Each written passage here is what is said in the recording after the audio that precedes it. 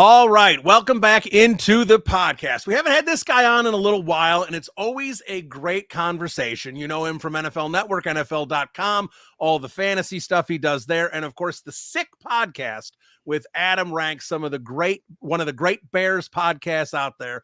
And Adam joins me now. Adam, Bill Zimmerman, how you doing? Bill, it's great to see you. Great to be on board. Sick podcast is rolling along. Obviously, a fun year for Caleb Williams. And for anybody who follows me on IG and all that stuff, I'm putting out my State of the Franchise. I forgot. You were asking me, like, anything else to plug? I'm like, oh, yeah, my State of the Franchise feature now started rolling out the day after Memorial Day. And there's a fantasy hot take. So you'll see a lot more fantasy content from me over the next couple of weeks. Although I do have to say, like, your logo right here is, it's covering up the photo of my girls. So I just want to let everybody know, for those who are concerned, my team, my 10U girls, my daughter is a part of the team, took top of the table once again here in the spring season. And then we took our tournament once again. We played in our section. I don't know how many tournament games. We've allowed 2 goals, and that came in one game over that stretch, and dominating run.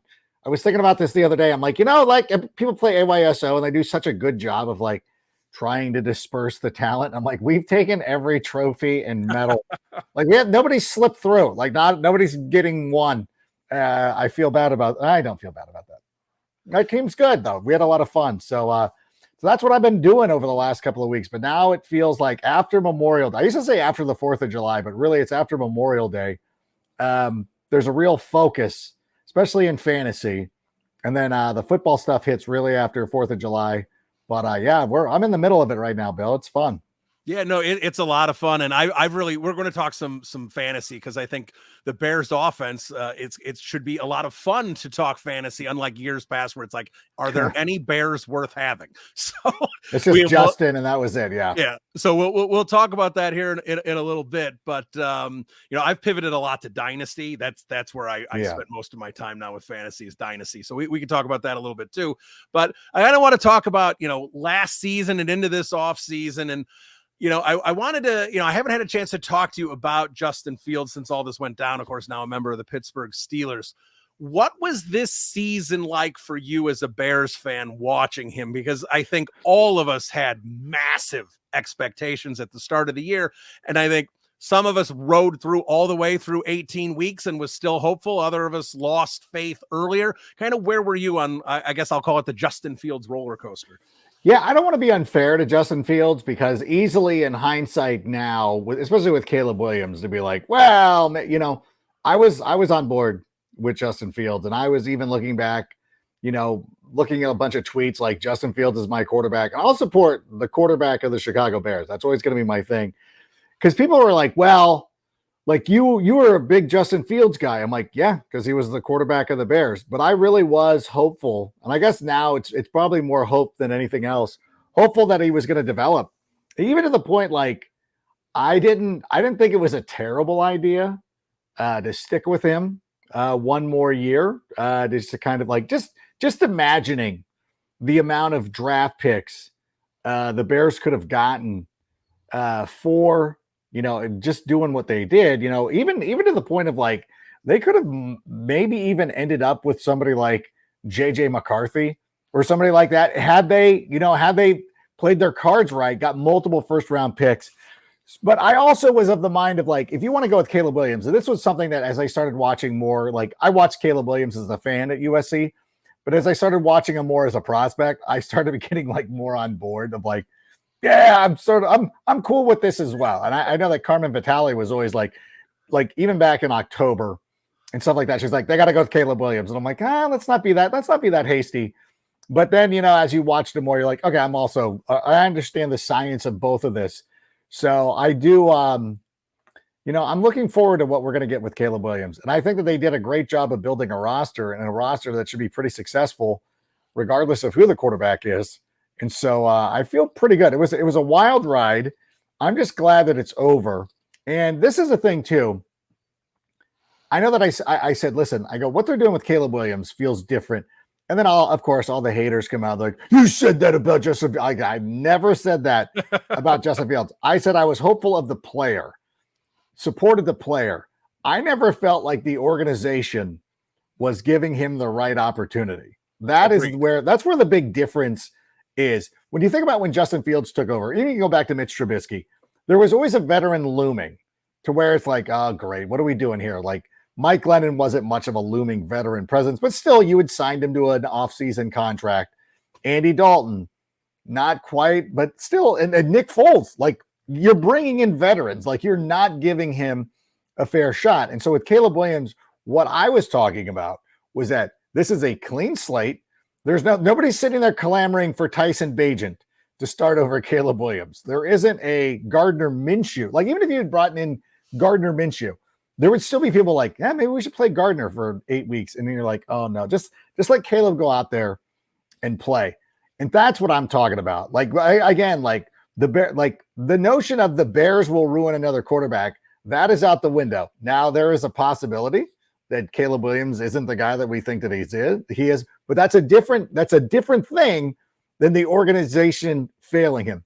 The organization, for the first time ever, the organization is not failing the quarterback that they're bringing in. It is still incumbent on that quarterback to play well, but the organization will not be at fault if it doesn't work out this time, which is rare.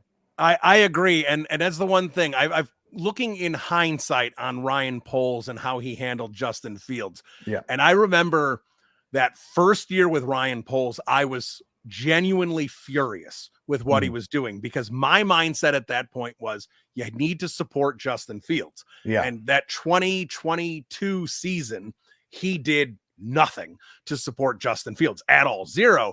And some things came out. I think maybe it was Florio or something that was like, this new regime isn't sold on Justin Fields. And I think a lot of us Bears fans were like, that's ridiculous. I mean, he's got so much talent and so much ability.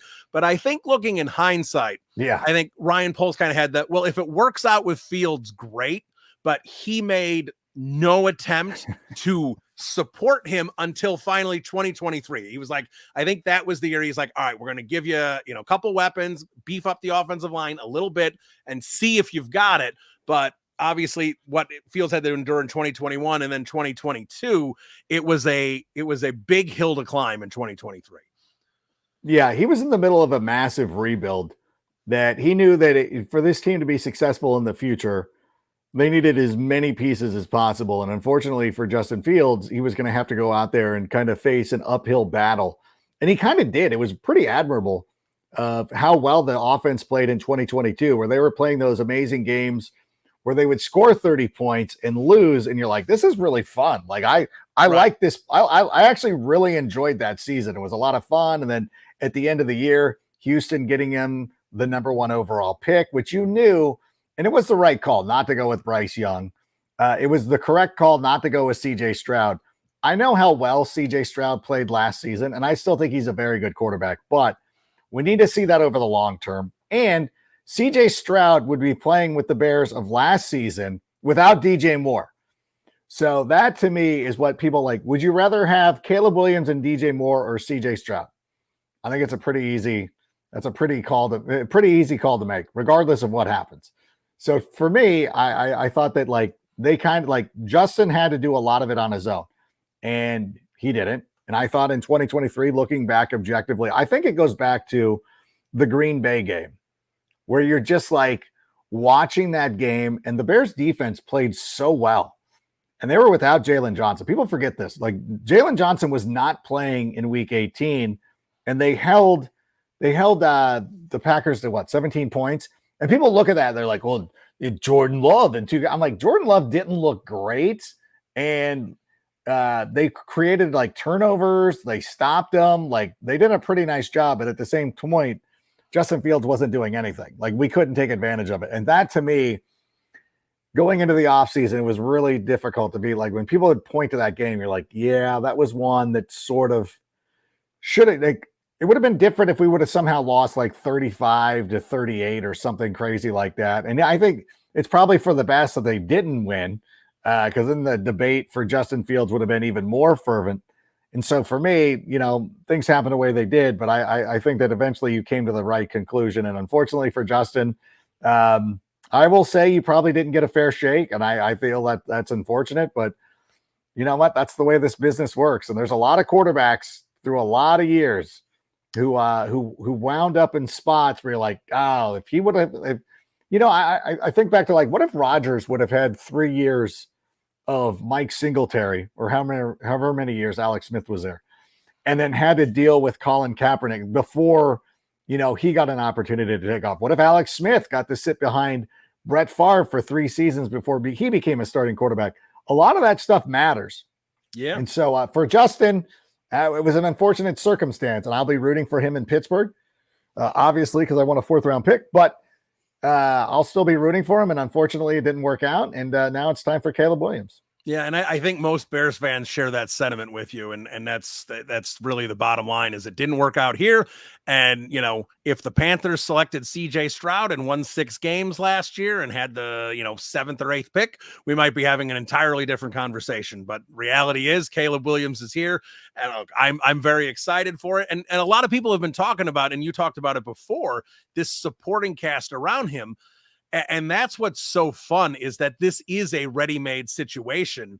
And, I saw an article, and I wish I could attribute who it was. I don't remember who it was, about the best of every, I think, top 10 quarterback or every first-round quarterback of the last 25 I think I saw that years. Too, yeah. Who is the best supporting cast? And Caleb finished second, only to Dante Culpepper, who came in with Randy Moss, Chris Carter, and I believe Jake Reed. Yeah. That is a heck of a trio to be thrown to. And you look at that, and really that puts it into perspective, because Culpepper, who didn't have a great career, but he did come out on fire, and he threw like 30 touchdowns. I think he sat his rookie year and then threw like 30 touchdowns his second year. And that's where you talk about situation and how situation matters. And right now, when we look at the Chicago Bears offense and the fact that they're going to be supported by a quality defense, whether you think it's top 10, top 5, doesn't matter. It's a quality defense. This is an opportunity for the Bears with a rookie quarterback. I sit there and I think the absolute floor is 8 wins. I'd almost be a little disappointed with 9. I think 10 wins is very much in the cards, and a playoff berth is very much in the cards, even with a rookie. No, I agree with all that. And the thing too, we're forgetting about DeAndre Swift being back there. We're forgetting about, the Roshan Johnson and Khalil Herbert and all this. They're going to be able to run the football. And talking about the wide receivers, those guys are great. Cole Kmet, Gerald Everett is a pretty good player. Like, he's not a superstar. Like, back in the day, like, Gerald Everett would have been brought in to be our number 1 tight end, but now he's a number 2. He's a supporting tight end. He's there for Cole Kmet. The offensive line is better than people think, because people act like the offensive line's not good, but you're like, okay, this is the thing. Like, running the football, very effective. One of the best run blocking offensive lines. Do you think they just can't pass block, or do you think the quarterback was putting them into situations where the offensive line didn't look good? I was looking at a cut up of Darnell Wright against Aiden Hutchinson, and the Bears fan was a little too myopic about like, hey, look at him handling Aiden Hutchinson. And he was doing a good job, but Aiden Hutchinson was also like trying to contain Justin Fields. So it wasn't like a pin the ears back type of situation. And when Aiden Hutchinson did, he got to Justin Fields and like, oh, look, when it mattered. And you're like, okay, but do you not see that Justin Fields is like 15 yards downfield? Like, what's Darnell Wright supposed to do? When you're a tackle and you don't know what it's sometimes, especially for a rookie, like when you're out there, and I know this because my high school, as a receiver, we always blocked. And sometimes, I didn't have a professional's feel for the game, but you don't know. And like, sometimes you look back, like, where's what are you doing? Like, why didn't you step up? Like if Justin, it felt like going back and watching, there are times where it's like, he's not trusting the pocket. He doesn't have the presence of mind to step up. And it's just there's just times you're like, this is so unnecessary. And I think that if Caleb does a better job of that, and I know that they're talking about him playing in structure, but it's like, if Caleb does a better job of that, then the offensive line is going to look better. And if Caleb is decisive, which it feels like he is, like judging, like he knows where he's going, like he's a little bit more decisive than Justin was, the offensive line will look better. So I don't think that Caleb has to go out there and throw for 430 every game with 4 touchdowns to win ball games. I think that he can kind of just play along. And I think the early part of the season sets up very nicely for the Bears. And then once Caleb has finally got some games under him and is ready to really get after it, Well, that's when the season starts, and that's when you play all your tough games. So for me, I agree with you. I think the floor is 10 wins. And if they don't win 10 games, then there's going to be some people, somebody's going to have to answer to that. And I'm going to have some serious questions. Yeah, no, I will too. And that's, look, I was on the Matt Eberflus should be let go at the end of the year.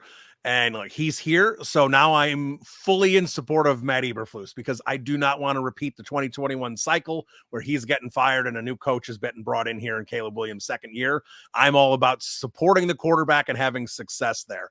Let me ask you. Yeah, go ahead. Do you kind of assume that Eberflus is coming back regardless of what happens this year? I kind of feel this. I feel like he is. I think most likely he is, unless it's a giant dumpster fire. Like for some reason they win 4 games. If the players quit, but the players didn't quit last year. Right. So, and the players all seem to really like him. So, I mean, there's definitely something about that. And I get it. And Ryan Poles has completely hitched his wagon here. He's a big fan. My question here, and this is where it gets a little tricky, is, you know, Brad Biggs reported that Eberflus has a 4-year contract. So this, in theory, is the extension after this year's season. And what I hope, and, you know, sometimes they do things quietly. I really hope they quietly gave Eberflus a 1-year extension, like back in January or February, just when they knew they were going to go with Caleb Williams. And they gave him an extension just to say, we're going to give you 2 years of this, and then make a determination on the extension. That's what I hope they did. I know I have no idea if they did that or not, but that's the one thing I'm worried about, is having to make, if they go 8-9, which I think we would all be disappointed in. And you sit there and say, all right, what are they going to do with Matt Eberflus? They're going to let him stay a lame duck and not bother to extend him? Are they going to extend him anyway? Are they going to try and change? That's the one issue I have about trying to line everything up, is they've lined everything up pretty well, but they've only lined it up if Matt Eberflus sticks around, because otherwise it's not exactly 2021, because Ryan Poles will still be here, I'm sure. But at the same time, if you lose the coach again, you're going to create all the issues that we had with Mitch Trubisky. Learn a new terminology, and Justin Fields, learn a new, you won't have learned your lesson. No, I agree with that. And I would almost venture to guess that last year kind of counts as his first season, and he's probably going to get at least this year, next year, probably more. I really don't think that it really comes down to those fourth quarter games, because last year, obviously, the Bears had 3 games where they had a 90% chance of winning, were unable to do so, unable to close it out. And you could kind of tell when they were talking about this during the offseason, when they were, you know, before we knew who the quarterback was going to be, they were talking about like, hey, we need a guy who can win in the fourth quarter. I'm like, are they talking about Justin? And then you're trying to look back with a critical eye of like, yeah, there were some things he could have done, especially the Denver game, for sure, the Cleveland game. I mean, Bob Tunyon dropping a pass didn't help it. It's like, yeah, I can see what they mean. Like, do they really need, like, we're really, like, I remember the game against the Minnesota Vikings where they won, where he actually did rally them. He had a winning drive to set up the winning field goal. But it's like, God, that's what we're grasping to. That was what we were looking back at and being like, you know what? That was it. That was that was the one signature win in a couple of years. So hopefully Caleb is able to, you know, he doesn't have to be 100% on this, but like, if we have a 90% chance of winning, I want to be able to feel good about that, especially in the fourth quarter. That's what I'm looking for. So if we don't have too much of that, I think that Eberflus is going to be safe. Yeah, absolutely. And this is going to sound a little corny, but I'll say it anyway, because I relate everything to movies, especially sports movies. And that Minnesota Vikings game, the one they won, because that was actually the game where I kind of ended up being out on Justin the rest of the way, despite him doing that. And I know all the Bears fans were rejoicing, and he had the couple fumbles, and he still rallied and got the win and everything. And I go to the movie Little Big League. And if you've seen Little Big League, the actor's name is Dwayne Davis. He plays, the veteran on the Twins who is hitting like $150, and he used to be great, and he just can't play anymore. And he gets like a CNI single through the infield, and the little kid manager jumps up, and he's, you know, going crazy for him. And he's like, this is what he needs to get back on track. and the like assistant coach or whatever kind of pulls him aside and goes, you think if you're getting that excited about a weak ground ball single that maybe, you've set the bar too low, like that kind of thing. And that's kind of where I was. And I get it that he made the big play on the final drive to win. But I was sitting there that game, the offense was not good. Fields had multiple opportunities that he, with the 2 fumbles and actually the couple plays before, he could have been called for intentional grounding, and he was fortunate that it didn't happen. It was kind of a mess. And they squeezed out the victory at the end. But I kind of sat there when I rewatched that game, not just the broadcast, but I rewatched the game. I was like, this isn't a good performance. This can't be the signature win for Justin Fields. This was a bit of a mess. So that's kind of where I was with Fields. But, I don't want to spend too much time on Justin. I do want to get your thoughts on Caleb and this year's offense. But before we skip the offseason, I got to bring this up because you gave a lot of Caleb Williams fans a heart attack in the offseason when the tweet came down from Mikey Cuz that Justin Fields was going to stay. And I think a lot of people were like, oh, okay, whatever. But then Adam Rank comes out with the emergency podcast and about the Justin Fields staying thing. And suddenly I think a lot of people were like, well, if Rank's running with this, maybe there's something there. And I think that emergency podcast, that was a big day in Bears Twitter when you did that. That had a lot of people that didn't know what was going on. Well, listen, I know that the deal with sources and everything like that, and Bear Down Cuz has never been somebody who's chased clout in that spot. So I wanted to give him an opportunity to be heard. And, we just talked about it and see what happened. I mean, ultimately, it didn't work out. And I know that there were multiple people who reached out to me during the show. We're like, there's no way. And I'm like, all right, let's listen. But I'm just reporting. As somebody who is kind of a reporter, I wasn't reporting it. I was letting Bear Down Cuz go with this. And he was like, I'll own it if I'm wrong, but my source feels pretty good, but Justin Fields is staying. And Bear Down Cuz was like, I don't want him to stay. Bear Down Cuz was a guy who was 100% behind Caleb Williams, who was very shocked. And I'm like, I don't know if this is some sort of thing to kind of just, whether it was a Bears smoke screen to get people to try to trade for him or whatever it was going to be. But it was an interesting time. And even then, again, it's somebody who supports. I was down with either one. I'm like, whatever Poles thinks he wants to do, I'm going to support him and everything like that. But, it was, we talked about it, and it obviously ended up not being the case, but it was a fun day for Bears Twitter. And then even during the show, having to be like, I'm getting people are telling me this is absolutely wrong, but I wanted to give Mikey his opportunity to talk about it. And it was out there. I felt it was worth talking about. Yeah, no, it's all good. And as I said, we're here now. We've got an offense here. And I wanted to talk to you about this offense because I know you dive deep into the fantasy world and how, and I think relating how this offense is going to work and relating it to fantasy makes a lot of sense, because for the first time, maybe you could argue the early Tressman team with Forte and Marshall and Jeffrey and Bennett. That's the closest we can get to this point where we can kind of say that the Bears have too many mouths to feed, which is never a problem we have on the offense. But with 3 legitimate receivers and 2 legitimate tight ends and a couple pass catchers out of the backfield, there's not going to be enough opportunities here for everyone. There's going to be some people on this team that aren't getting the amount of targets I think they're used to. So with what you know about how Shane Waldron runs an offense and this many mouths, even, from a fantasy perspective, how do you see kind of the amount of targets kind of shaping up here? Because it's really interesting to me. Yeah, when it ends up being DeAndre Swift ends up being the most valuable person in this offense, don't get upset at me because it's going to be very difficult. But you look at what Shane Waldron was able to do last season in Seattle, and DK Metcalf and Tyler Lockett. Both those guys ended up being low end wide receiver 2s.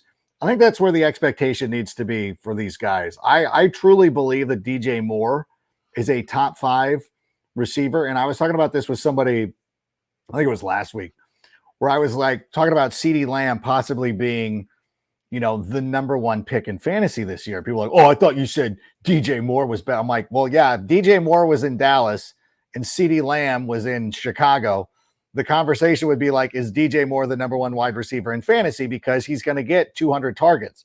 That's the big difference. And that's where people need to understand, like, for fantasy purposes, it's going to be very difficult to judge which one of these wide receivers that you want. I think DJ Moore, like, you should feel pretty comfortable if he's your wide receiver too. Like, I wouldn't worry too much about it.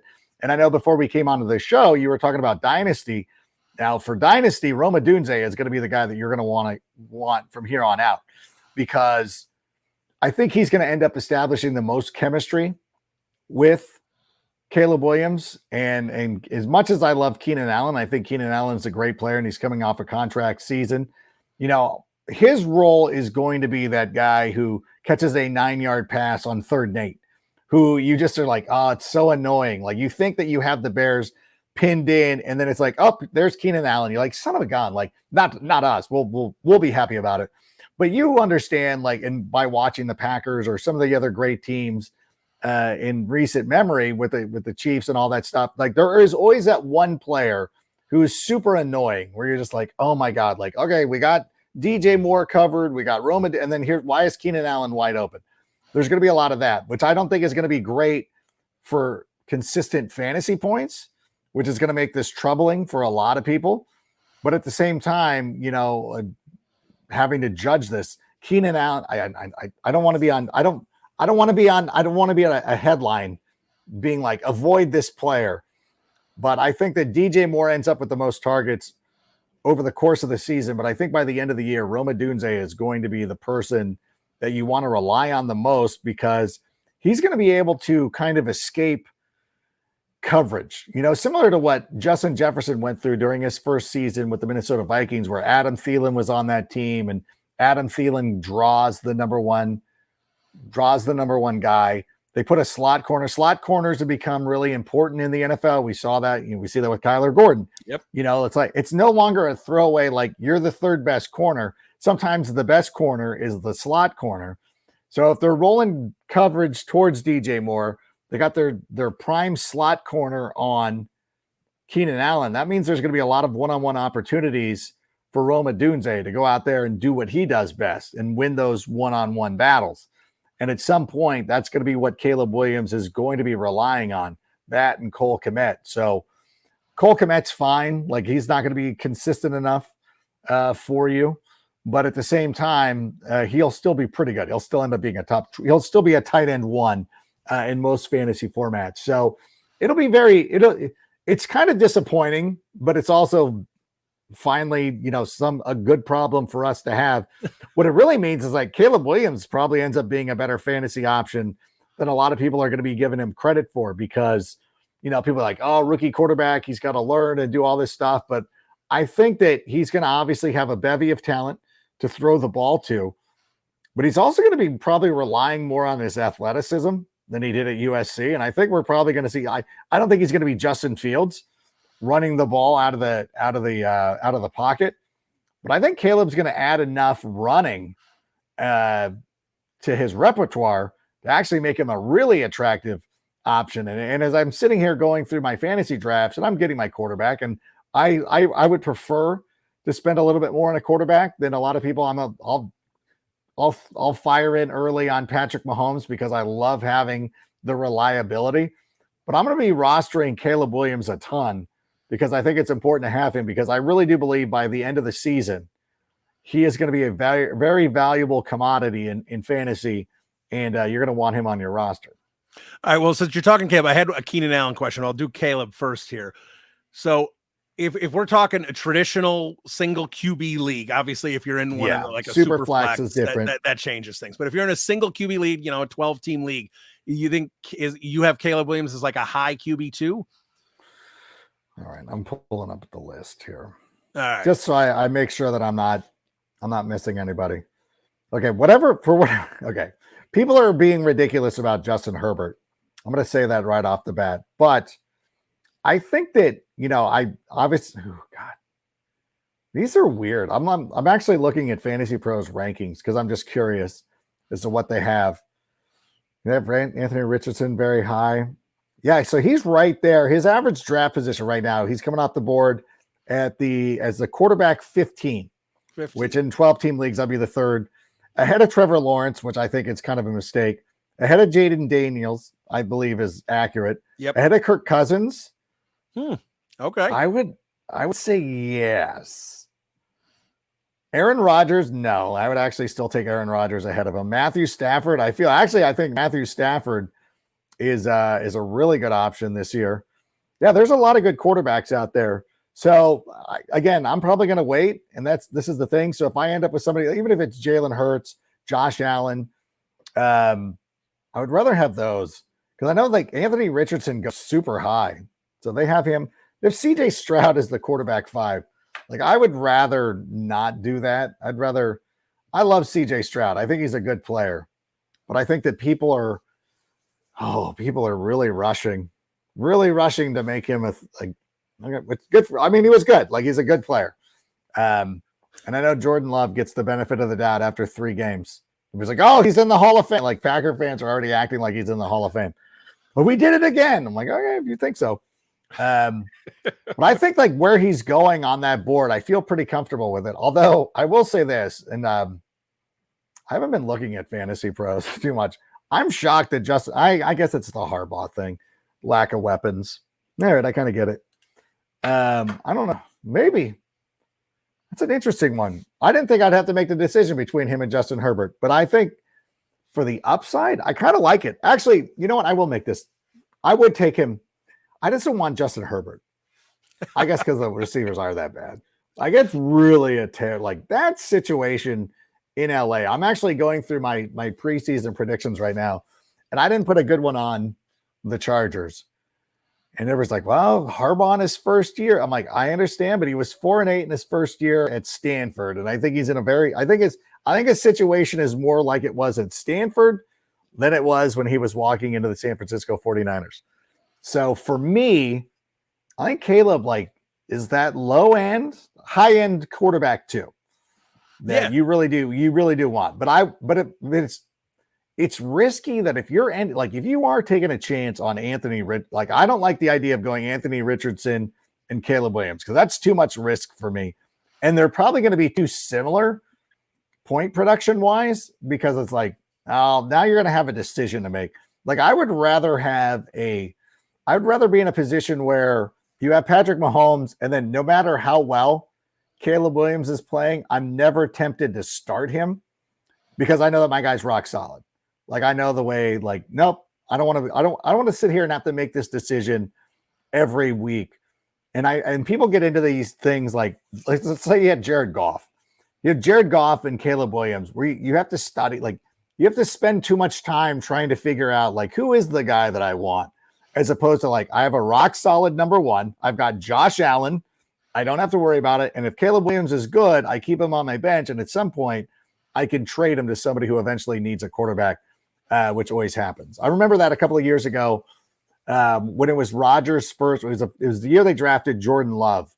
I had Herbert and Rodgers. I remember this distinctly. And both of them were so good. And I did trade one of them. I got to the end of the season. Justin Jefferson, was it Justin Jefferson that was killing it? One of the receivers was killing it. And I'm like, I'll trade you, whichever quarterback you want for Justin Jefferson. Because it would have been Justin Jefferson's rookie season. And we made that trade. So I would rather hold on to it. But yeah, so I'm in on Caleb Williams as my RB2, but I'm not going to start him as my RB or my quarterback 1, excuse me. Gotcha. All right. Well, let me get back on Keenan Allen because I did have one question there. As I think he's interesting and even interesting moving forward beyond this season. I love the trade, and I know a lot of people are sitting there, you're paying him $21 million this year. You've got to extend him.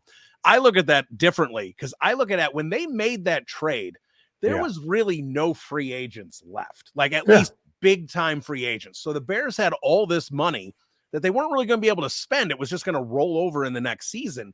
So I looked at that and goes, no, Keenan Allen, even if he's just here for a year as that safety valve for Caleb Williams on 3rd and 6, 3rd and 7 is going to be a phenomenal asset. And then I think, honestly, at that point, it becomes up to Keenan Allen as to what does he want to do at 32, 33, 34, because I think, like you said, Rome Odunze emerging later into the season.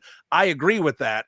And I think if Keenan Allen wants to settle into a role here in Chicago where he is, no longer really a fantasy asset, but he's a guy catching, 50 balls a year for 600 yards and, 3 touchdowns. If he wants to do that as a wide receiver 3 here for 2 or 3 years and, maybe chase a ring if Caleb Williams really has it, I think that's totally up to him. But if he's a guy who still wants to try and be the top receiving target at his age, I don't know if he can, but if he wants to try and do that in 2025, I think that's up to him. But I think if Keenan Allen, especially knowing Odunze's on a rookie contract, if Keenan Allen wants to do an affordable kind of $15-16 million a year contract, the Bears would be happy to keep him around. No, I'm with you on all that too. And a lot of it comes down to of how well Tyler Scott continues to develop. Because if Tyler Scott develops, listen, Keenan Allen's not playing 17 games. If Tyler Scott's able to come in there and kind of establish himself as like the slot guy of the future, then I think that it makes the conversation a little bit different. But like you said, at the end of the year, if Keenan Allen decides like, well, I want to go make $30 million for the Patriots and go win 4 games, like that's cool. Like, listen, go make your money. Like, I'm not gonna judge anybody on that. But I hope like what he did this year of like not taking a pay cut was like, I'm taking my money now. I'm going to go get paid. And if he loves the situation in Chicago, if what we see with Matt Eberflus, with the glow up, with everything that's going on with Caleb Williams being as electric as he is, then maybe he does want to stick around and maybe he's tired of losing. And he's like, yeah, I want to give it a go. And I want to kind of take a little bit of a pay cut because Caleb Williams is also on a rookie deal. So we could probably afford to pay him a little bit more, but not like you're not going to get wide receiver 1 money forever. And so I think, again, like you said, it's all up to him. And I hope he stays. I hope that he enjoys it enough that he wants to be a Bear for the rest of his life. And I would certainly welcome that at the right price. All right. So from fantasy purposes, let me ask you about running back. I know you mentioned Swift, you're expecting a big role from him in this offense. And I know Shane Waldron likes to run the football and, split with Kenneth Walker and Zach Charbonnet last year. And, he's going to, roll with the hot hand or whatever it might be. But do you see this backfield as DeAndre Swift's backfield and Herbert and Johnson get pretty much no run? Or is this going to be more of a committee thing? I see more of a situation where it's DeAndre Swift's backfield as opposed to like a full-blown committee. I believe that DeAndre Swift was brought in here with a purpose to being the lead back. And I think that Khalil Herbert's shown flashes where he can be dynamic, but he's never looked at it as a guy who can do it year in, year out, like the whole time. Roschon Johnson could end up developing into a nice player. But for me, I think DeAndre Swift is one of the better, more underrated running backs in the league. And I think that last year, one of the things that really hurt Philadelphia was they were just too enthralled with the brotherly shove. And it was one of the reasons why I was avoiding Jalen Hurts in fantasy last season, because I'm like, they can't do that again. Because regardless of how effective it is, it like gets your quarterback beat up. And if you want to go and win and play extended football, you can't do that to your quarterback. And Nick Sirianni's like, yeah, I can. And he did. And they ended up not advancing in the playoffs and not doing anything. Had they just handed the ball off to DeAndre Swift like 8 more times at the goal line instead of doing that, who knows where the Eagles would have ended up? Maybe it would have been the Eagles back in the Super Bowl in a rematch with the Kansas City Chiefs. And you would be looking at DeAndre Swift a little bit different, where you're like, God, this guy had an amazing season, so many touchdowns and everything like that. But I think that was a usage issue. And I don't think that's going to be an issue in Chicago. So I really love the idea of getting DeAndre Swift. I'm going to go all in. And I think he's going to end up being that dude. And I think he's going to be carrying this backfield. All right, last question for you. And I know we talked about where Caleb Williams fits in terms of, his ranking among quarterbacks, but what are your expectations for him as a rookie? Because I I put out an article last week, and it was just for fun. It was basically fan fiction. I went through all the games, Caleb Williams stats and wins and losses and whatnot. And, and basically my stats at the end of the year, I don't have them in front of me, but it was basically 3,700 yards and 25 touchdowns. And the comments in the article were, oh my God, if that's all he does, it's a disappointment and all this stuff. And a lot of fans seem to have 4,000 yards, 30 touchdowns as like the minimum. So like I sit there, like I'm talking to people, I'm like, if he outperforms what Justin Fields did last year, is that enough? No, because they got rid of Fields. So that clearly wasn't good enough. I'm like, yeah, but he's doing it as a rookie. But, I can't seem to get through to the fans. So curious from you as a guy who, looks at statistics all day long. Like what kind of reasonable expectations are there for Caleb Williams if he plays 17 games? Let me once again familiarize myself with Justin Fields' final numbers, just so I'm not speaking out of my rear end here. I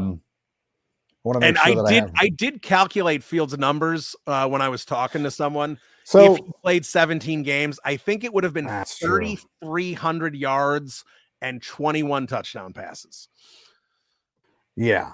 I mean, when you think of it right now, how many games did he play? 13? 13. 12. 13. 2,516 touchdown passes. And the team was so effective with that. Like, you think about it again, we talk about this winning 7 games, going out. I guess if you put the quarterbacks together, maybe you use Tyson Bagent in here as well. But it's like, you know what? They showed last year with Tyson Bagent where they went 2-2 in that stretch. And with a real conservative game plan, they're not going to be as conservative with Caleb Williams. They're going to let him throw the ball a little bit more. The team has improved. The defense is better. And of course, this isn't accounting for injuries and things of that nature. I think I'm actually more along the lines of like 3,500, 25 touchdown passes, because I don't think he's going to need to do as much. And I don't think it's going to be for a lack of trying, but it's going to be like, that's going to be a little bit of a tough go. There are some tough matchups along the way. But when you look at the first run of like 11 games, I think it is, like there's really not one game where you're like, oh, definitely losing that. Like last year, you looked at them on the road in Kansas City. You're like, okay, they're not going to win that game. But I think like when you look at the schedule, there's like, there's not going to be a lot where you're like, I'm curious as to what happens against Tennessee. And then against Houston, like he's going to go up against the defensive-minded coach in his second game. And D'Amico Ryans is going to have something for him, and he's going to fool him. And, he's going to end up throwing like 3 picks or something like that. But then after that, like, I don't think the Rams give him enough trouble. I don't think the Colts are going to give him enough trouble. Like, I think he's going to be comfortable and not necessarily throwing for 400 yards, but still playing well enough for the Bears to win. And I think it really gets down to like when he goes on the road to London, going to Jacksonville, that could be a little bit difficult. And then you start the stretch with the teams in the division. It'll be interesting to see what happens when they go up against Brian Flores and things like that. But by that time, he's going to have like 8, 9, 10 games under his belt.